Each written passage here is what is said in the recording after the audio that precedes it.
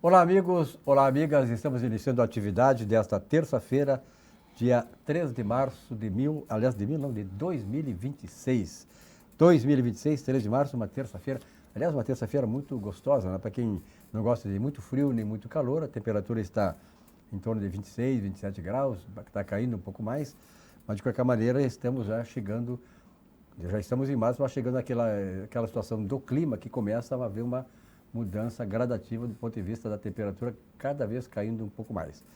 Estamos então nessa terça-feira aqui recebendo por nossa atividade desta semana, ou deste dia, Vilmar Govinatsky. Vilmar, obrigado pela tua presença aqui. Obrigado, Silvio, por estar partilhando contigo essa bancada maravilhosa aqui. Comigo e com o Jurandir Soares. Jurandir Soares, tá com saudades, amigo. Que camisa. Eu não quis me antecipar Que para camisa. não quebrar o lance. Falando em âncora, camisa. né? É âncora, né? Meu? É âncora, né? Aliás, temos 3 âncoras aqui do programa também, né? Três com história de ancoragem nesse programa. Então é um programa que vai ter muita âncora, vai estar muito pés no chão, né? Ou no mar, né? Enfim, Esse navio não vai conseguir decolar com tanta âncora. Essa bancada não se mexe de tanta âncora É que tem verdade. aqui. Olha aqui, antes de começarmos praticamente o programa de hoje, quero lembrar que hoje a ONU determinou, tempos atrás, que este dia 3 de março seja dedicado ao Dia Mundial de Cuidados com a Vida Selvagem. E não inclui aí só a questão dos animais, né, mas inclui também a questão, sobretudo a questão do ambiente, do clima, né, do clima, das florestas e tal. E eu me lembro, o Jurandir, passando a bola para ti em primeiro lugar, que em 1962, uma escritora e também foi bióloga, Raquel Carson, lançou um livro chamado Primavera Silenciosa.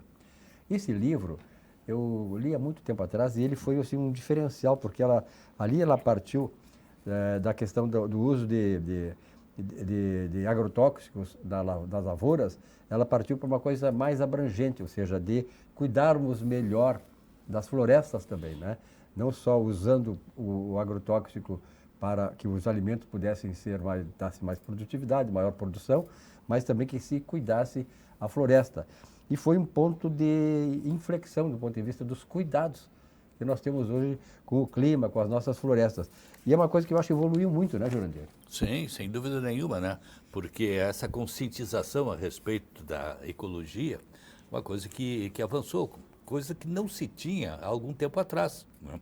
Mas aqui, por exemplo, o nosso precursor foi José Lutzenberger, né? Grande Lutzenberger. Ele que começou esse movimento aqui no nosso meio, procurando esclarecer as pessoas, mostrar da importância da preservação, e com isso a gente foi avançando.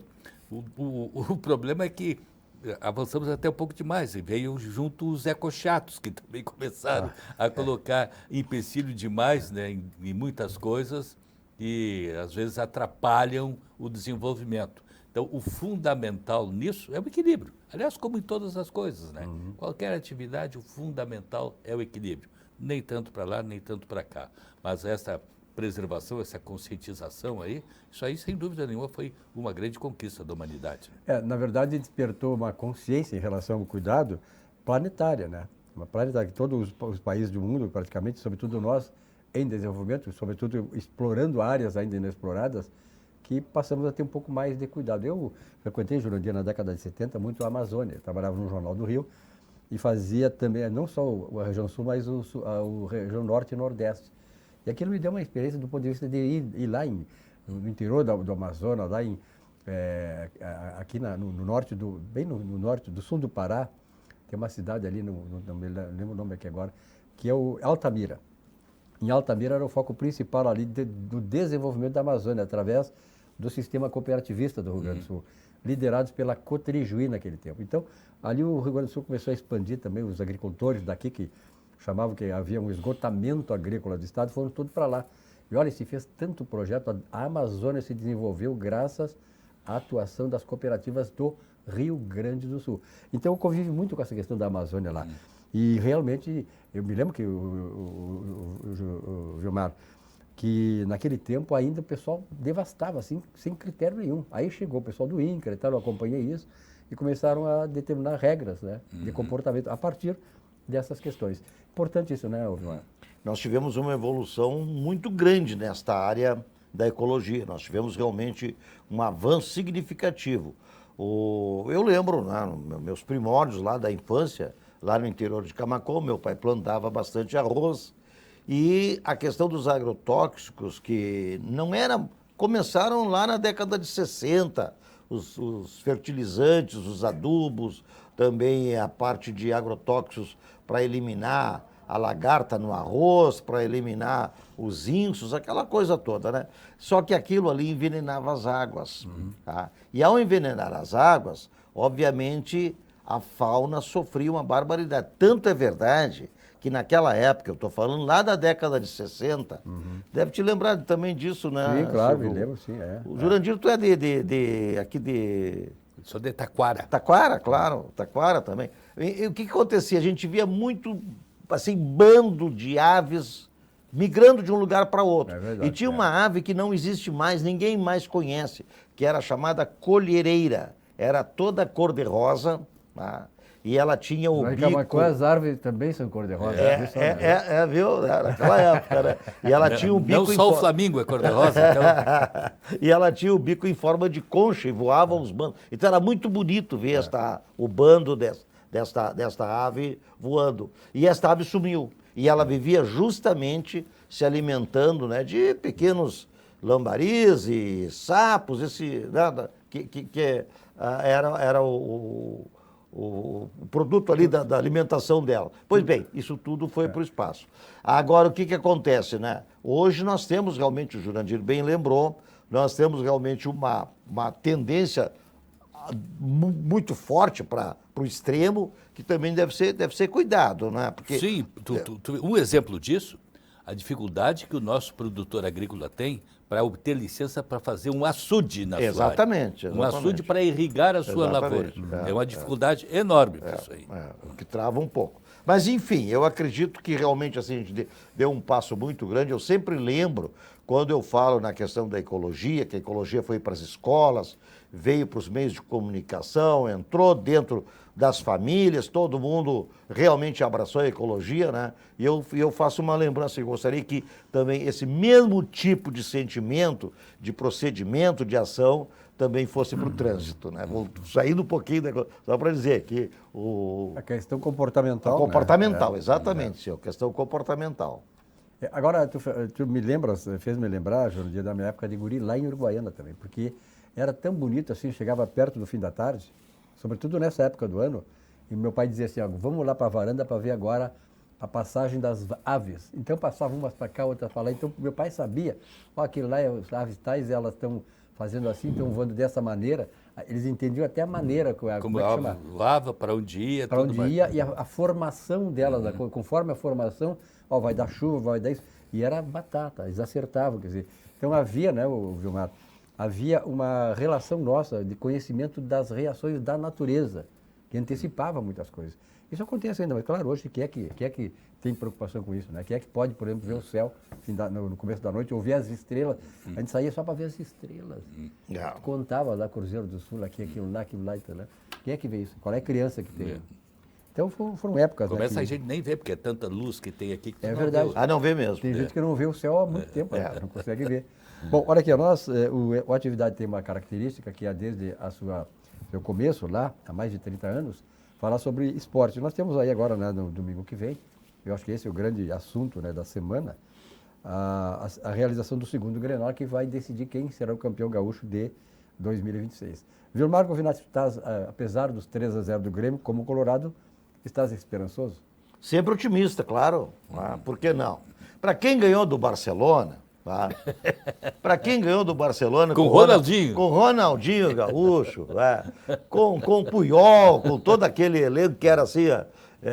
Eu quero ver ganhar do Amus e do enamorado. Do enamorado. Quero ver o Amus e o enamorado. Assim, era o time das galáxias, né, e a gente foi lá e ganhou deles. Então não tem nenhuma dificuldade que a gente possa sonhar, ter esperança, ser otimista em ganhar o Grenal, empatar, que seja, ir para os pênaltis, mas colocar a mão na taça. Mas eu quero dizer o seguinte, tá? Como bom colorado, eu não posso deixar de colocar aqui o meu choro, não posso, veio o chororó. não posso fugir, não Veio o posso chororó. fugir, Começou. senão não seria colorado da gema. Tá?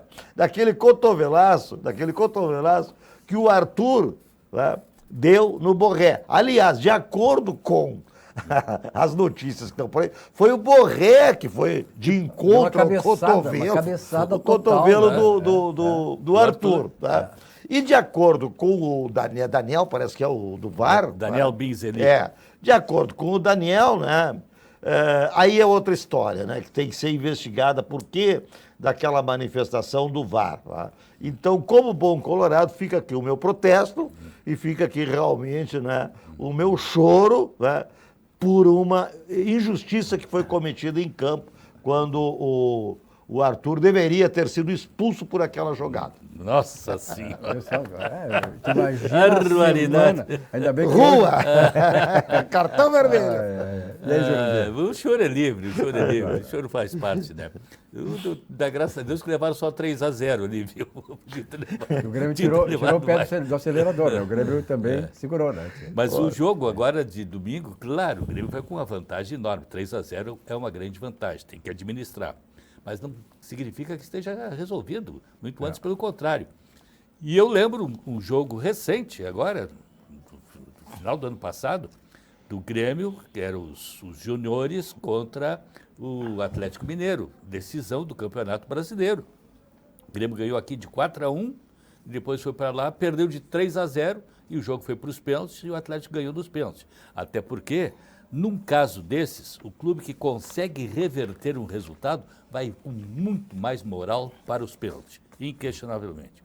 O diferencial é que ele é um jogo de garotos que não estão acostumados com um clima, porque o estádio, imagina esse estádio novo do Atlético Mineiro, lotadinho lá para aquele jogo.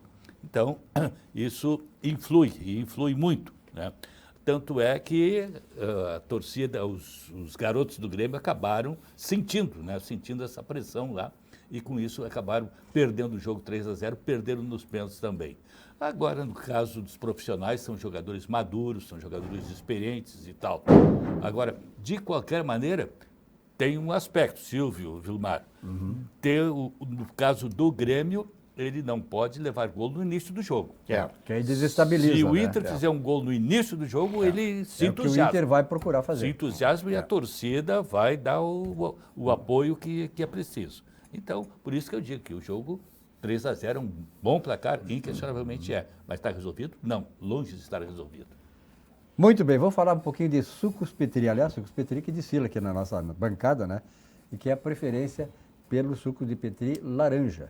Né? Sabor laranja, temos aí uva também, temos coco, né? Eu vou botar aqui, já que o Silvio não me serviu aqui. Não, mas eu estava esperando um de coco, disseste que tu gosta muito de coco, estava esperando chegar um de coco. Não. Então vamos tocar um de laranja mesmo. Então olha aqui, ó. Se a sua sede pede o melhor, claro, pede o melhor mesmo é o sucos Petri, né? Sucos Petri, suco de laranja, de uva, água de coco 100% natural, sem adição de açúcares e conservantes.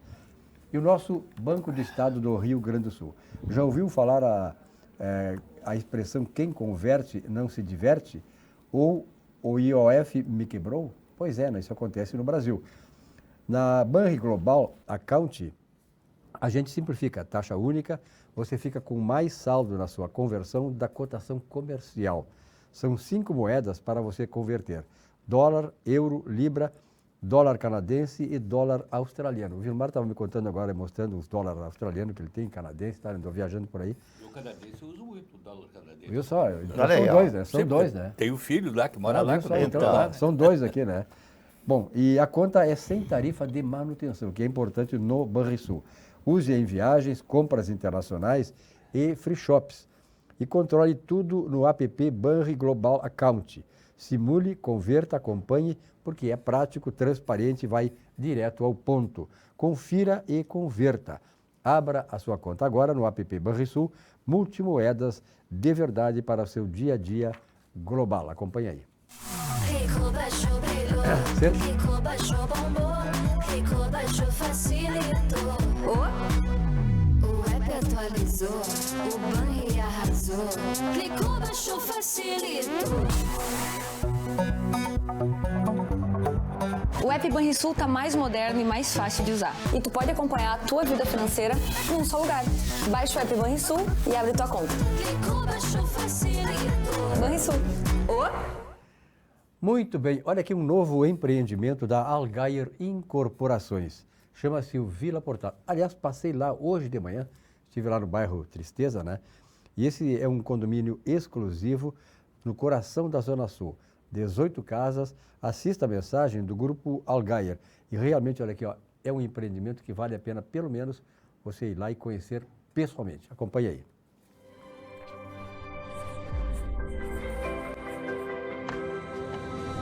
Vila Portal. Um condomínio exclusivo no menor e mais charmoso bairro da cidade, a Vila Conceição. 18 casas em torno de um patrimônio histórico. Um casarão colonial que está sendo restaurado para ser o coração social da Vila Portal. Muito bem, estamos aqui com a nossa atividade desta terça-feira, 3 de março. E, naturalmente, é só pegar qualquer jornal, revista, televisão, rádio e tal, e as informações hoje, elas estão praticamente concentradas naquilo que está acontecendo no mundo afora aí, né? Praticamente essa pré-guerra total que está por acontecer aí, vamos ver se vai acontecer ou não, mas de qualquer maneira, quem entende desse assunto é Jurandir Soares. Como é que está a bronca lá, Jurandir? Está grande, né? Temos Tá realmente... fedendo, né? É uma guerra, não é uma pré-guerra, é uma guerra, né, que está estabelecida entre os Estados Unidos e Israel contra o Irã. E uma guerra que já se expandiu, ela escalou, porque imediatamente não envolveu apenas esses dois países, a resposta, né, do Irã foi contra Israel, evidentemente, que era um dos atacantes, mas também foi contra os países árabes. Aquelas 6 monarquias lá do Golfo Pérsico, Kuwait, Catar, Bahrein, Arábia Saudita, Emirados Árabes Unidos e Omã, ali só Omã que ficou fora, as outras foram, de alguma forma, foram atingidas, né? E então uma expansão da guerra que hoje já teve mais expansão também, porque tivemos um ataque em uma base do Reino Unido no Chipre, mas o principal, a confrontação de Israel com o Hezbollah. O Hezbollah, que é aquele grupo que está estabelecido no Líbano, que é financiado pelo Irã e que saiu em defesa do Irã. E atacando Israel, lançando foguetes contra Israel, o que proporcionou o revide de Israel, evidentemente, com ataque, com bombardeios no Líbano e, posteriormente, com ataque terrestre. Israel, inclusive, avisou para a população sair das áreas conflagradas, população civil, porque o ataque iria acontecer como de fato aconteceu. Então, nós temos aí uma situação em que estamos numa expansão e num ataque, um ataque mais vertiginoso de Israel contra as lideranças do Hezbollah. Porque, bom, mataram o Ali Khamenei, vamos escolher outro. Já estavam indicando nomes e tal. Hoje tinha uma reunião que era dos que iriam escolher, né, o sucessor. Israel foi lá e bombardeou o local da reunião. Bombardeou, quer dizer, matou mais alguns daqueles ali. Parece que o interesse é eliminar todos esses possíveis sucessores. E, na realidade, essa guerra, se nós analisarmos sob o ponto de vista do direito internacional, ela não está amparada, né? Porque precisaria uma autorização da ONU para ser deflagrada alguma ação nesse sentido. Mas, sob o ponto de vista humanitário, ela está justificada, porque esse regime do Irã é uma das coisas mais retrógradas que tem no mundo, quer dizer, um regime repressivo. Agora, em janeiro, por exemplo, nós tivemos manifestações da população contra o governo, porque não suporta mais, além da repressão, o custo, a carestia, né, os problemas econômicos decorrentes do sistema nefasto, e na repressão morreram mais de 3 mil pessoas, segundo a própria imprensa do Irã, mas segundo as organizações humanitárias que acompanham, foram mais de 5 mil pessoas que morreram, né? Então, um número extraordinário, as pessoas protestam e morrem. O que se precisaria se vislumbrar lá? Ter uma figura de expressão para mediar. Não só mediar, eu digo, para se apresentar como um sucessor, como sim, um no possível caso. líder Claro, para substituir os ayatollahs. Mas não Claro. existe dentro do país. Esse é o Não problema, existe. né? Esse é o problema. O único que existe está fora do país, É. e está nos Estados Unidos, que é o filho do Shah, Reza Pahlavi, que foi derrubado em 79 pela né? Revolução Islâmica. Né? É. Mas ele também tem um respaldo fora. Dentro do país, não se sabe até que ponto tem o respaldo, porque é tudo muito fechado, não se consegue, né, muitas informações. Jurandir, tu disseste uma questão da ONU aí com relação a uma coisa administrativa, que é uma autorização da ONU para o fato de uma intervenção e tal, uma guerra, enfim. E aí eu te pergunto o seguinte, como é uma questão que se sabe estritamente humanitária, a questão do Irã, se a ONU, de certa maneira, não se pronunciou em relação a isso, eu te pergunto o seguinte, a ONU não estaria tanto aí, é humanitário ou não é humanitário, quer dizer, a ONU não estaria também, de certa maneira, aparelhada, não está vendo aquilo que acontece lá no Irã, ou ela está tomando a posição do Irã? Não, a ONU, o secretário-geral da ONU pediu o fim dos combates, fim dos combates, né? Mas é uma manifestação que a gente sabe que é pro forma, protocolar, né? Protocolar, porque a ONU, infelizmente, hoje não tem força nenhuma, né? Não tem mais força nenhuma, porque tantos acontecimentos aí, a própria questão da Rússia com a Ucrânia. A Ucrânia invadida pela Rússia, agrediu, tomando conta do território, violando o dispositivo da ONU que foi estabelecido logo depois da Segunda Guerra Mundial, que diz que nenhum país pode tomar território de outro país pela força, que é o que a Rússia está fazendo. E, no entanto, é violação de um dispositivo da ONU, mas não está havendo punição nenhuma para a Rússia, né? E a ONU não tem força para fazer isso aí. Aliás, tem uma grande incoerência lá dentro da ONU, que é esse Conselho de Segurança, né? Porque tem 5 países ali que têm o poder de veto. Então, qualquer resolução que for contra o interesse dos Estados Unidos veta. É contra o interesse da Rússia, a Rússia veta. É contra o interesse da China, a China veta. Então, aquilo ali, ele deixa tudo mais trancado. Ele não dá possibilidade de uma mobilização, de uma tomada, de uma atitude efetiva por parte da organização com relação aos seus países. Deveria membros, ser, né? não é, Jurandir? Tu acompanha, um especialista nisso, mas ao longo da história, porque que eu leio e tal, a ONU sempre teve, digamos assim, a respeitabilidade dos países. Então, ela precisava manter uma posição de supranacional, né, de isenção. E o que se vê aí, pelo que tu está falando, e a gente está vendo nos jornais, também é omissão ou então um atrelamento a um lado político, que é as duas coisas desastrosas, que acabam desmoralizando a instituição. A ONU realmente ela perdeu a sua força, perdeu a sua representatividade. Já há um movimento no sentido de tentar constituir um organismo que a substitua, mas para mim, se não resolverem se ficar um organismo que mantenha esses 5 países aí com o poder que eles têm hoje, com direito a veto, não vai resolver nada, né? Vilmar Govinatsky, qual é a tua impressão, Vilmar? Olha, eu vejo o seguinte, que o Irã, ele tá não é dobrando a aposta, ele está triplicando, quadruplicando a aposta, porque... Para tudo ou nada, né? Para tudo ou nada, porque ele está vendo realmente, e aí tem o aspecto realmente do tudo ou nada, porque o Irã, dentro ali de toda aquela região, o Irã destoa de todo mundo.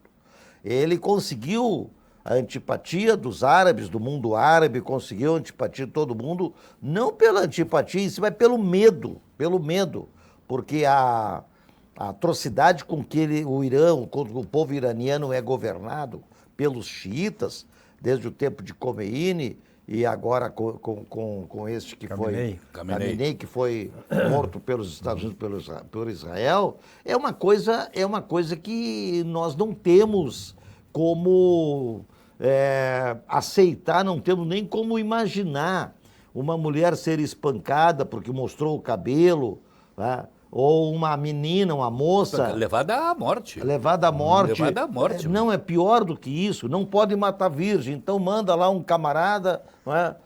Tirar a virgindade da menina, porque depois daí ela pode morrer. Então são coisas assim, são atrocidades humanas, né? Exatamente, que a nós aqui no mundo ocidental, que estamos evoluindo muito com essa história dos direitos humanos, mas muito mesmo. A gente tem direito humano até para quem, a meu juízo, às vezes não deveria ter. Tá? Mas tu imaginar uma situação dessa, e o próprio Khamenei dizer, olha, a mulher é uma vaca, a mulher foi criada por Alá para fazer o que o homem quer, e foi criada desse jeito para não assustar o homem. Quer dizer, como é que pode uma pessoa dizer tanta barbaridade dessas? Como é que pode? Nós não podemos aceitar. E o que mais me assusta também é ter pessoas que aceitam, aprovam e defendem isso. Isso me assusta. E tem mulheres. Mulheres. O gay, por exemplo, o homossexual, que nós aqui, graças a Deus, a gente evoluiu muito, a gente não tem nenhum problema em relação... Lá é morto, enforcado em praça pública. E tem gente que apoia, aprova e defende. Quer dizer, não tem nexo isso aí. Então, o que eu estou vendo é o seguinte, aí voltando para a guerra em si, tá? Para a guerra em si. O mundo árabe, tá? Obviamente não vai apoiar a Irã, obviamente não vai. Agora, o que me chama a atenção é o Irã atacando o mundo árabe, sabendo que o mundo árabe não é parceiro dele, ainda vai provocar. Inclusive Dubai foi bombardeada, né? Então isso me assusta, porque somos mais inimigos, né? Exatamente, eles estão quadruplicando a aposta, eles estão realmente, né, potencializando a guerra, como disse o Jurandir, é uma guerra, não é mais uma questão de Israel e Estados Unidos contra eles, não, já é uma guerra que atingiu um território muito maior, né? E agora tem a questão do Golfo lá, do Estreito de Hormuz, tá? Que todo mundo sempre falava, ali passa 20% do petróleo, etc. Pois bem, o Irã já disse, quem passar por ali vai ser bombardeado, vai ser afundado o navio que tiver, né, a petulância de passar pelo Estreito de Hormuz. E mais do que isso, o mais perigoso de tudo isso, tá, é a questão da bomba atômica, é a questão do urânio enriquecido. E aí, né, aí sobram especulações, né, sobram naturalmente imaginações, né? Tem uma história toda que diz que Irã tem urânio enriquecido que pode sim, em curto espaço de tempo, produzir a bomba atômica, e tem outra história que dizem que este urânio enriquecido teria saído do Brasil, porque algumas ampolas que estavam no Brasil sumiram justamente, né, coincidentemente, numa época, numa oportunidade, e há pouco tempo, que esteve um navio de guerra aqui do Irã, atracado aqui no nosso porto, acho que era Santos, não sei onde, enfim. Então, esse é o meu maior medo de tudo isso, porque vamos que esses caras que vão para o tudo ou nada, porque Israel e Estados Unidos estão indo sim para o tudo ou nada, quer dizer, para o tudo. Israel e Estados Unidos decidiram que querem eliminar totalmente a ideologia, aquela ideologia lá que massacra o povo iraniano, né? Um povo, e aí voltando ao tempo do Reza Pahlavi, né? Era um povo que produzia, era um povo alegre, era um povo, né, que vivia feliz e lamentavelmente hoje vive sob aquele regime que não existe qualificação para se dizer. Então, eu entendo o seguinte, que isso não vai acabar em pouco tempo, não. Tomara que que essa escalada não chegue a situações assim devastadoras, né? E tomara que realmente, aí vou colocar a minha sensação, pessoal, tomara que realmente o povo iraniano volte a ser feliz novamente, porque o que a gente ouve falar, olha, eu não gostaria nem de nascer, tá? Para viver um pesadelo daqueles. Muito bem, nós vamos continuar um pouco mais com esse assunto, que é um assunto importante, nacional e internacionalmente, né? E depois vamos ouvir também o Jurandir falar sobre, ele que é um especialista no assunto, falar sobre a posição do Brasil num conflito desta natureza, que pode, como disse o Vilmar, aí o Jurandir também já havia antecipado, pode daqui a pouco ter uma expressão mundial e ter que, né, alguma algumas coisas terem que ser tomadas do ponto de vista concreto, uma posição para um lado ou para o outro. Lembrando o seguinte, né? Supermercado Zafari, Grupo Zafari. Veja a mensagem do Grupo Zafari, porque ali tem um mantra que diz o seguinte, Vilmar e Jurandir. Economizar é... Comprar bem. Tá certo, até o Vilmar sabe. Vamos lá, então. Economizar é comprar Qualquer bem. criança sabe. Todo mundo tem um jeito de fazer churrasco. Tem quem salga antes e quem salga depois. Faz no espeto ou na grelha, com aperitivos ou direto ao ponto. E tem o Nestor. Aí, vizinho! Dia bonito para um churrasco, né? Chega aí, Nestor. Aí sim! Esse cheiro tá bom, hein? Seja qual for o seu jeito, tem sempre um Zafari para você. Salzinho aqui, ó. Salzinho, pronto. Vai sim. Zafari, economizar é comprar bem. Dessa vez tá bem do meu jeito. Olha aqui, pessoal, lá, o início do ano é o momento de colocar os planos em movimento. Está começando agora, né? O ano praticamente começou, para mim, acho que começou ontem, né, Jurandir? De março que começa, né? Janeiro, fevereiro. Depois do carnaval. O Vilmar, por exemplo, é um carnavalesco, tu sabia, né? É isso aí, isso é carnavalesco. Lá em Camaqueira é o terror dos bailes. Até o carnaval é só aguardar o... Ô, Vilmar. E o seu dinheiro também, o seu dinheiro espera esses planos de movimento. E você pode imaginar que o dinheiro vai trabalhar para você. Na Sicredi Origens, você encontra investimentos seguros, orientação próxima e opções diferentes para seus diferentes objetivos, como renda fixa, fundo de investimento e previdência. Comece o ano fazendo o seu dinheiro render mais. Invista com o Sicredi. Tenha sempre com quem contar. Investir com Sicredi é ter planejamento financeiro para a vida inteira. É ter um portfólio de produtos com diversas oportunidades para cada momento. É ter a segurança que precisa para ver seus investimentos evoluírem com você. É ter sempre um especialista próximo que entende cada um dos seus objetivos. Investir com Sicredi ao longo da vida é ter com quem contar. Muito bem, estamos com a nossa atividade nesta terça-feira, 3 de março, né? O ano começando, como a gente já disse, né? E para muita gente, a gente conversa com as pessoas e tal, realmente a coisa começa a esquentar agora. As escolas a pleno, o trabalho a pleno também. E a praia, o litoral, hoje eu conversei com um amigo meu que está numa das praias gaúchas, em Torres, e ele diz, olha, aqui está deserto, Torres. Chegou março, a coisa ficou deserta. Não tão deserta, Torres é uma cidade hoje autossuficiente, muito tempo e tal, tem uma população já significativa, mas em termos de turistas, né, que estavam lá, já não há mais este movimento. Mas o que está movimentado, né, Jurandir, é essa política internacional. Como é que tu está vendo assim, a posição do Brasil, o que poderá acontecer na evolução dos fatos desta posição do Brasil em relação a esse conflito, que é um conflito regional, que de certa maneira pode daqui a pouco pegar uma abrangência mundial? O governo brasileiro, o governo Lula, tem uma ligação muito próxima com o Irã. Sempre defendeu muito o Irã, trouxe o Irã para os BRICS, né? O vice-presidente Geraldo Alckmin esteve presente na posse do atual presidente do Irã, que é presidente que não manda, né? Porque quem manda mesmo é o Ayatollah, né? Então, o governo brasileiro tem uma ligação muito próxima, condenou os ataques e tal, e é preciso ter cuidado, né? O governo brasileiro não pode estar se alinhando, como tem se alinhado, com aqueles que estão no desvio. O governo brasileiro, leia-se o presidente Lula, sempre foi muito amigo do Nicolás Maduro. Inclusive, numa determinada ocasião, chegou a convidar os presidentes sul-americanos para virem a Brasília para uma recepção, quando ele tentou empurrar goela abaixo o Nicolás Maduro como vítima de uma narrativa, porque a Venezuela é vítima de uma narrativa, é um país democrático e tal. Resultado, todo mundo demandou, foi embora, ninguém foi no jantar que ele havia preparado para os presidentes. Tamanho foi o vexame que ele passou com aquela sua atitude. Então, tem estado sempre na contramão dos acontecimentos.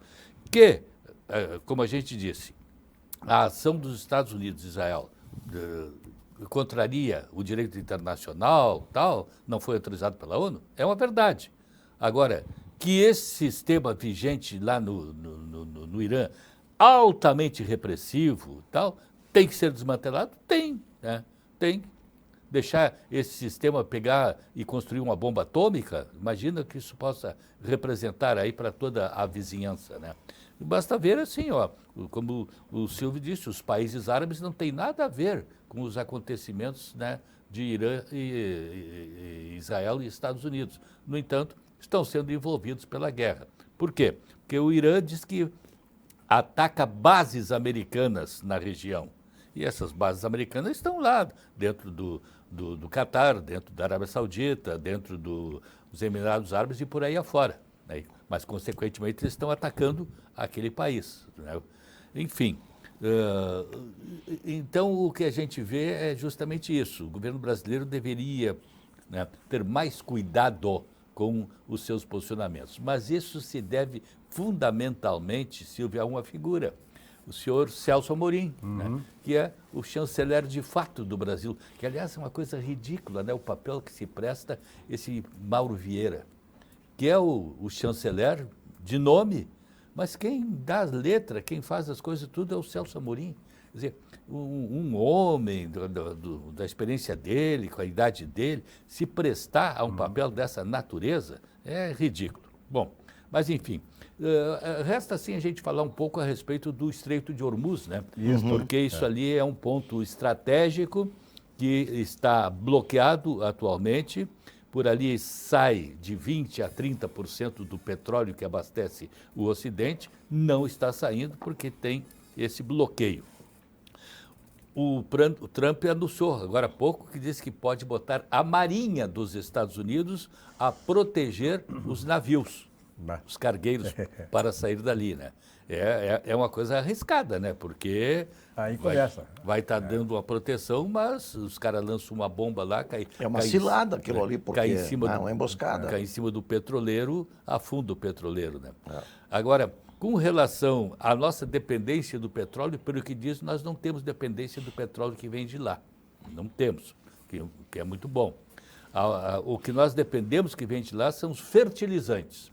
E aí pode afetar até aqui a nossa agricultura no Rio Grande do Sul, né? Porque os fertilizantes são importantes para nós. E outro fator que também nos afeta é a exportação. Nós mandamos para lá carne de gado e carne de frango, né? E isso, na medida em que fica bloqueada a passagem, nós deixamos de vender esses produtos para lá. Então, essas as implicações maiores para o Brasil. Gilmar Govinato, que tu tens essa sensação também de que as coisas possam acabar, como disse o Jurandir, que se houver esses procedimentos que estão sendo anunciados pelo Trump, né, em defesa da passagem lá no Hormuz e tal, que isso possa avançar e, de repente, nós termos digamos assim, não só um agravamento da crise, mas uma abrangência maior dessa crise?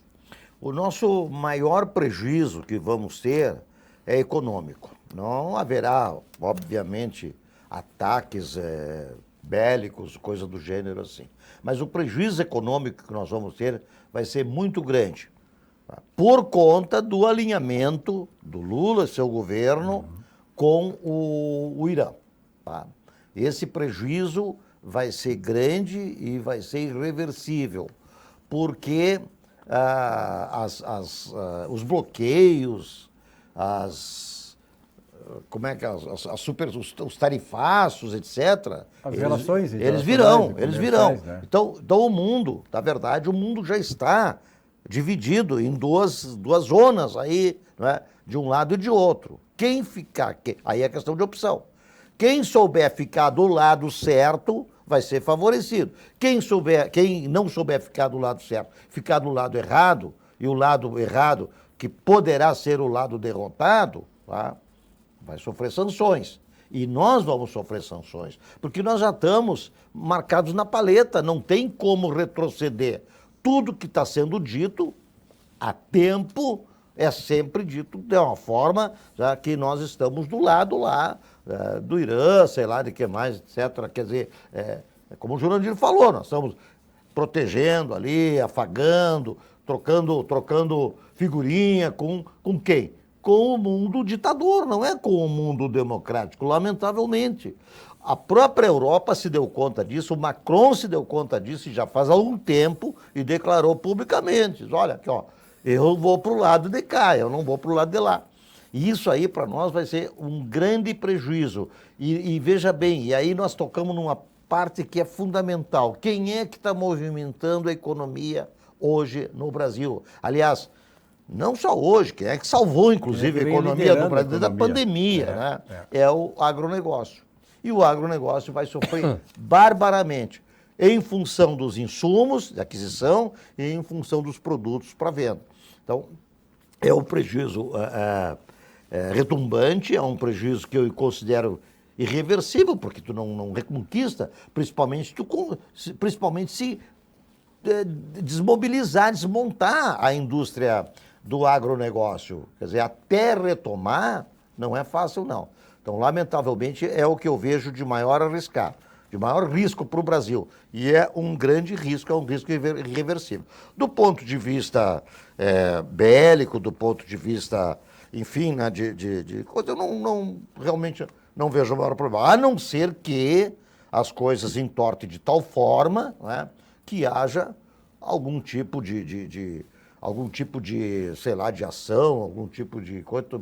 Mas talvez isso aí jamais aconteça, né? Vai depender muito também, obviamente, tá, do ano eleitoral. Esse ano eleitoral vai ser decisivo para isso. Tá? Se nós tivermos eleições tranquilas, transparentes, como parece que vamos ter, tá, que não haja ingerências, que não haja, né, situações aí que tendenciosas. Aliás, e tal, tudo bem. Torcemos para que tenhamos eleições lisas. Né? Exatamente, lisas, que a imprensa internacional possa vir para cá e verificar, etc., acompanhar tudo direitinho.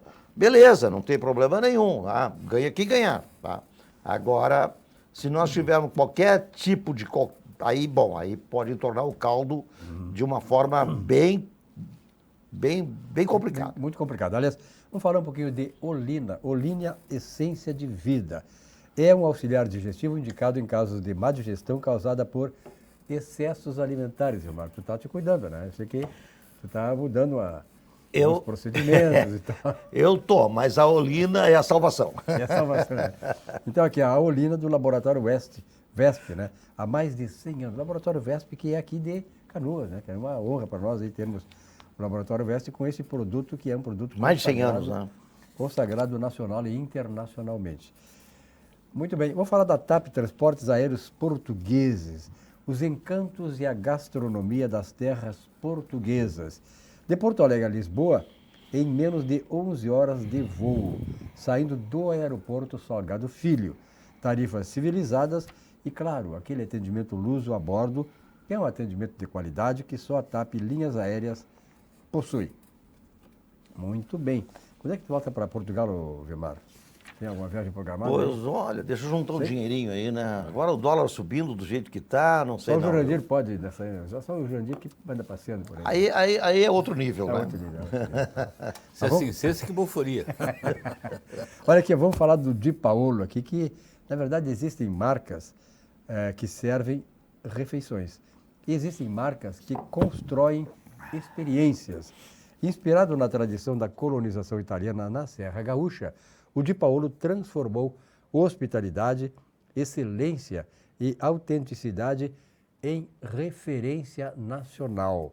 São mais de 3 décadas de história, 28 restaurantes em 5 estados, Vilmar e Jurandir, quase 2 milhões de refeições servidas por ano. É um recorde maravilhoso, hein? Sempre com cuidado em cada detalhe. Essa tradição também encontra o mar. O Di Paolo agora conta com uma unidade, sabe onde? Em Torres, considerada a mais bonita praia do Rio Grande do Sul. Di Paolo, sabor que é a única que tem alguma beleza? Gerações. É a única praia que tem alguma beleza, que as demais é só areia. Só areia. É verdade. Mas esse número que o Di Paolo serve por ano, eu só fiz a continha aqui, dividi por 365 dias, dá 5.500 refeições por dia. Por dia. É uma loucura mesmo. É loucura. E a questão toda é a seguinte, a gente é nosso cliente aqui, mas eu vou muitas vezes lá no Di Paolo, levo amigos e tal, o pessoal sai encantado lá, né? Porque, claro, o Vilmar já é meio glutão, né? Mas tem os caras que acabam, os caras que não são como o Vilmar assim, o cara acaba comendo muito mais, porque pô, é muito saborosa realmente. Não, eu fico sempre impressionado, né, com o Paulo Jeremias, o que ele conseguiu fazer, né? É verdade. Tem que considerar assim, um rapaz lá do interior, garçom, né? E que já, quando estava no exército, ele já se interessou por saber, por fazer uma formação e tal, e, consequentemente, deslanchou, muita capacidade, alta competência para fazer parcerias, porque ele sempre teve parceiros nisso aí. A cada nova casa que ele abre, ele tem um parceiro ali que vai cuidar da casa. E hoje é esse sucesso extraordinário, né? Um exemplo de dinamismo, Paulo Jeremias. Parabéns. Jurandir, e nós sabemos muito bem, né, o que é difícil, eu que trabalho na área empresarial, o que é difícil ser empresário no Brasil. Tu sabe, né, Vilmar? Poxa, olha, é muito complicado. Aqui no Brasil tem muitos empecilhos que não precisavam existir. Mas são empecilhos que muitas vezes são de cacuetes, né, do administrador do Estado, que quer sempre comandar, que está sempre interferindo na atividade empresarial. Se nós não tivéssemos um Estado onipresente, né, que de certa maneira ele muitas vezes se coloca dentro da empresa para só atrapalhar, já bastam os recursos, né, que tem que ser destinados para a empresa. O Brasil que é um dos países com maior taxação tributária do mundo. Então, isso aí realmente já é um problema, né, Jurandir? É um problema imenso. Não, e depois o seguinte, a taxação que não tem retorno nenhum, né? Exatamente. Esse que é o grande problema. Porque há países que taxam. Estamos falando do Canadá, por exemplo, conheço porque meu filho mora lá e tal, a gente vai lá, a taxa é alta, mas o retorno em serviços é de alta qualidade, da mais alta qualidade, serviço de saúde, serviço de educação. Aí tu paga, mas tem aquela sensação de que tu está sendo bem amparado por isso. Então, o retorno, né, que tu tens. Né? Não, tu vê, até o horário das escolas, né? O horário das escolas é das 9 da manhã às 3 da tarde. Né? Não tem aquela necessidade de tu levantar de manhã cedo, tal, né, para levar as crianças para o colégio, né? Almoço na escola. Imagina, almoço na escola, né? Então, é país de primeiro mundo. Né? 3, 4 horas da tarde lá e então. Imagina se tivéssemos uma estrutura que se permitisse fazer isso aqui no Brasil. Dá para fazer, só que é o Brasil, né, irmão? É complicado aqui. Parece que tudo aqui é para complicar, nada é para simplificar. Quando aparece alguma coisa para simplificar, a ideia não vinga. Aqui o que nós precisamos fazer, o governador Leite conseguiu dar um certo impulso nisso, que é a escola de tempo integral. Né? Para mim, isso aí é o fundamental, que você tenha um turno. Coisa do Brizola lá atrás, né? Pois Brizola, claro, a ideia do Brizola lá. Quantos anos tem isso aí? Uma ideia maravilhosa. Né? Tira a criança da rua, deixa a criança dentro da escola, fazendo os temas, ela se alimenta bem. Lazer, esporte, arte, tudo mais. Né? E é uma ideia... O Brizola teve 40 anos praticamente. Mais 50. 50 anos. Quase, tempo do professor Darcy Ribeiro. Quase 60 anos, meu. Aliás, essa ideia é de Darcy Ribeiro. Porque ali a criança fica um turno estudando das atividades acadêmicas e tem outro turno para desenvolver o esporte, ou a música, a arte, seja o que for. Relacionamento também é importante isso. Em vez de ficar na rua, que muitas crianças acontecem, especialmente nas comunidades aí menos favorecidas, onde os pais têm que trabalhar, tal, e a criança fica sozinha, à mercê dos traficantes, em muitos casos, né? Ali não, ela fica lá dentro da escola, tendo a sua refeição, tendo a sua roupa limpa e tendo a possibilidade de desenvolver alguma habilidade que ela tenha, seja no esporte, seja nas artes, seja onde for, né? Então, eu sou, assim, um defensor intransigente dessa escola de tempo integral aqui no nosso meio. Muito bem. Jurandir, para finalizar a questão tua, como é que tu acha que isso vai ser resolvido essa semana? Tu acha que o conflito vai se agravar, pode ser ampliado e tal? Qual é a tua percepção de política internacional? Eu percebo que tem um agravamento. Está havendo um agravamento, na medida em que eles estão atacando maciçamente para eliminar toda aquela cúpula que seria responsável pela escolha de um sucessor do Ali Khamenei. Então, me parece que a tendência é essa. O Trump falou em uma guerra de 4 a 5 semanas e acho que dentro desse período aí ele vai acelerar as ações. Ele e o Netanyahu, né? Porque o grande interesse do Netanyahu é acabar com toda a liderança iraniana, né? Mudar o sistema no Irã. Claro. Bom, nós estamos daqui a pouco nos encaminhando para o final do programa, vamos tratar de um assunto aí, eu peguei agora uma matéria que saiu na mídia, dizendo que sobre a inteligência artificial, tá? Um relatório do IBGE, o PNAD, denuncia que 31 milhões e 300 mil, foram bem precisos, né? 31 milhões e 300 mil empregos podem ser impactados pela inteligência artificial no Brasil até o final deste ano. Realmente isso aí veio para ficar, né, Vilmar? E cabe à sociedade, assim, aos organismos, de certa maneira, fazer com que haja uma mitigação nos efeitos, mas os efeitos são esses. Olha, eu diria que todo e qualquer trabalho, todo e qualquer emprego será impactado pela inteligência artificial. Do mais simples ao mais complexo, vai ser impactado sim, porque a inteligência artificial, como disse o Silvio, veio para ficar. Ela em si, ela é uma coisa muito simples. Imagina-se uma pessoa, né, que tem acesso a uma biblioteca fantástica, como nós tínhamos acesso antigamente, Enciclopédia Barça, Britânica, Delta Larousse, e a gente fazia as nossas pesquisas em cima desses livros, e fazia o nosso trabalho em cima desses livros, assim como os advogados, assim como os arquitetos, assim como os jornalistas, buscando o quê? Elementos para compor o seu trabalho. Muito bem. Hoje temos o quê? Um computador que tem acesso de milionésimos de segundo a todo esse cabedal de informações. E o celular é a mesma coisa. Computador e o celular também. Também o acesso. Sim, tudo que está ligado à eletrônica, né?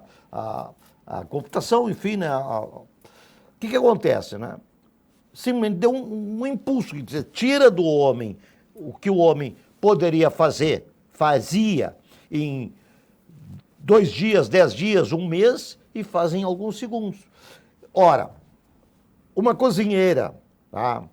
De repente ela quer fazer algo diferente. E ela vai lá e pergunta, se eu colocar isso com aquilo e misturar com aquilo e ferver por tanto tempo e deixar de... Aí você vai dizer, olha aqui, ó, vai acontecer isso, vai acontecer aquilo, vai acontecer aquilo. Então, vai impactar na cozinha? Vai impactar na cozinha. Vou varrer a minha casa. Aí eu vou perguntar lá, olha aqui, ó, eu tenho um canto assim, eu tenho um lugar aqui assado, tenho um determinado móvel lá que é de determinado tecido, não sei o que, tal. O que é melhor para usar? Eu vou lá, pergunto para o Gemini, pergunto para o ChatGPT, pergunto para qualquer... E ele vai me dizer, olha aqui, ó, faz assim, assim, assim. Então, todas as profissões serão impactadas pela inteligência artificial. Agora, as pessoas têm que se dar conta do seguinte... Não fiquem para trás, não fiquem olhando. Tem que se capacitar. Aliás, o Estado de São Paulo fez uma matéria hoje, eu até peguei os dados aqui, que ele disse o seguinte, ó, que lá em São Paulo, a empresa de água, de energia elétrica, então eles estão fazendo o seguinte, com relação, por exemplo, ao relógio de medição de água. Eles estão fazendo agora remotamente a leitura. E isso impactou milhares de empregos no Estado de São Paulo. É evidente. Já é um efeito da inteligência artificial. Quer dizer, eu acho, né, é um novo mundo, né, Jurandir? Mas não tem cabimento tu precisar de uma pessoa que vá lá passar no prédio, né, para olhar, ler no relógio ali, 3.628 e tal. Quer dizer, uma ligação direta, tu tem esses dados aí, né? Mas a gente pega elevador, por exemplo, hoje cadê o ascensorista do elevador? Não existe mais. Cadê o botão de dentro do elevador? Não tem mais. Tem um painel lá fora, onde tu aperta o andar que tu queres ir, ele diz qual a porta que vai abrir para ti, tu entra e fica esperando, ele te leva. Então, tudo isso é inteligência artificial. Mas não é só a questão do computador. Na verdade, é claro, né, tem um processador por trás de tudo isso. Né? Uma das profissões assim, que já está sendo afetada mais diretamente é a própria nossa de jornalista, mas especialmente aqueles que se dedicam a empresas produtoras de texto. Porque muitas empresas precisam, né, de um apoio com textos, né, isso aí contribuindo diretamente afetado, porque lá naquela empresa, um próprio funcionário lá, sem ser muito qualificado, pode pedir... Aciona o GPT? Aciona o GPT, eu quero um texto assim, assado, um texto jornalístico com tantos toques, com uma abordagem de tais e tais e tais aspectos, patati, patatá. Em seguidinha sai... Contribuindo com o que tu está dizendo, Jurandir, na área do direito, por exemplo, tá? É fundamental hoje tu usar a inteligência artificial. Até porque tu tem que buscar jurisprudência. Ele faz isso para ti. Tem, inclusive, já aplicativos que faz uma leitura daquilo que tu produziu para ver como aquilo seria julgado. E tu diz, olha aqui, ó, por este caminho não vai, porque não vai dar bom resultado. Quem sabe vai por aqui, vai por lá, etc e tal. Então, é impactante, realmente. Coisa boa para advogado aí, cara. A pessoa, eu falo lá, tá aqui a minha tese, a minha defesa. Silvio, é fantástico. Agora não dá para dizer o seguinte, faz e eu só assino e distribuo. Não, tem que olhar, tem que ver. Porque às vezes também tem algumas... Porque o que o computador faz? Ele não entende nada do direito. Então ele vai pegar aqui, vai pegar ali e tal, vai montar uma peça processual. Um agravo de instrumento, uma contestação, um embargo de declaração, ele vai montar. Mas, de repente, ele pode te botar numa enroscada, porque ele pode... Se tu não fizer a pergunta direito para ele, e se tu não avaliar o que ele fez, de repente, ele está te entregando para o outro lado. Isso não ameaça os grandes nomes do direito, os grandes pensadores do direito? Que vai nivelar todo mundo, não vai nivelar? Não nivela, porque o que acontece, né? Te dá mais tempo de fazer análise. E aí que está o pulo do gato, tá? Porque o cara que é medíocre, que vai se basear só na inteligência artificial, ele continua medíocre, tá? Porque, de qualquer forma, é o seguinte, ó, tu tem lá o teu escritório, de repente tu tem lá os teus estagiários, tu tem lá o teu grupo de trabalho. Então, o cara que manda para o grupo de trabalho dele o pedido lá da peça processual e recebe só assina, é a mesma coisa. Quem for por esse caminho... O grande diferencial que trabalhei em cima do... Exatamente. É análise, é fazer pessoal, a crítica. Pessoal. Exatamente, é pessoal. Do conhecimento do camarada. Bom, isso aí impulsionou uma barbaridade, né? Aliás, diz que tem só para concluir assim, fizeram, não sei se é verdade, né? Um teste, um grupo fazendo um trabalho sem inteligência artificial e outro grupo fazendo com inteligência artificial. Mediram os tempos, depois inverteram. Quem fez o trabalho com a inteligência artificial foi fazer depois sem inteligência artificial, demorou um monte. Quem fez sem inteligência artificial e depois usou a inteligência artificial, bom, aí foi... É a mesma coisa aquela história do colégio, né? Quem cola, depois na hora do que não cola, o cara se perde, né? O trabalho em grupo. Trabalho em grupo. É bem por aí, é a mesma coisa. Jurandir Soares, 1 minuto para ter tua consideração final. Nesse 1 minuto, eu só quero pegar mais um aspecto interno nosso aqui, nosso país convulsionado, tem tantas coisas acontecendo, tanto protecionismo entre integrantes dos altos escalões do governo. Hoje de tarde a gente chegou a ser impactado aí por uma notícia inicialmente distribuída pela CNN, que o Alcolumbre tinha derrubado a CPMI que quebra o sigilo do Lulinha. Felizmente depois veio a informação que estava errado. Não, ele manteve, né? Então vamos acompanhar, até porque hoje o Estadão está noticiando que foi referendada aquela história que foi comprovado que o Lulinha viajou para Portugal na companhia do careca do INSS, né? E que houve ali um pagamento também, mensalidade para ele. Então, tem muita coisa aí para ser revelada. Nada há em oculto que não seja revelado, né? Essa é a grande verdade. Né? E aí, Vilmar? Não, só fazer uma manifestação em relação às manifestações que ocorreram no domingo passado. Foi bem interessante, houve bastante manifestações nas cidades, nas capitais, Porto Alegre, como sempre, no Parcão. Tá?